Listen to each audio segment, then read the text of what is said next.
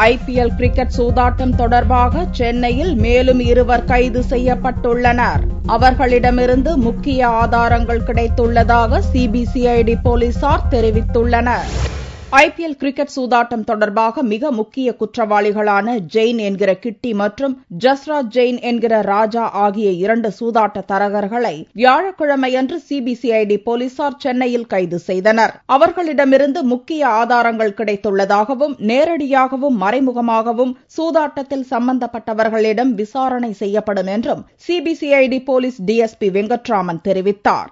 மிக முக்கிய குற்றவாளியான உத்தம் ஜெயின் என்ற கிட்டி மற்றும் ஜஸ்ராஜ் ஜெயின் என்ற ராஜன் ஆகிய இருவரும் கைது செய்யப்பட்டுள்ளனர். கிரிக்கெட் சூதாட்டத்தின் மையப்புள்ளியான குற்றவாளி பிடிபட்டதன் மூலம் இந்த வழக்கின் புலன் விசாரணையில் புதிய தடயங்கள் பெறப்பட்டு பரிசீலிக்கப்படும். இவர்களிடம் செய்யப்படும் விசாரணையில் முக்கிய சூதாட்டக்காரர்கள் யார் யார் என்ற உண்மைகள் தெரிய வரும். நிறைய தகவல்கள் வந்திருக்கு. எல்லா தகவல்களையும் சரி பார்த்துட்டு இருக்கோம். அது தொடர்பான விசாரணைகள் மேற்கொண்டுகிட்டு இருக்கோம்.